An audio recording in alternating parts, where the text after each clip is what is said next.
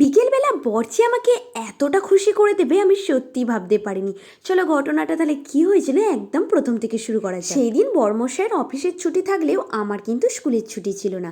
আমি চলে গিয়েছিলাম স্কুলে, আর সেখানে ক্লাস করার পর বাড়ি চলে এসেছিলাম।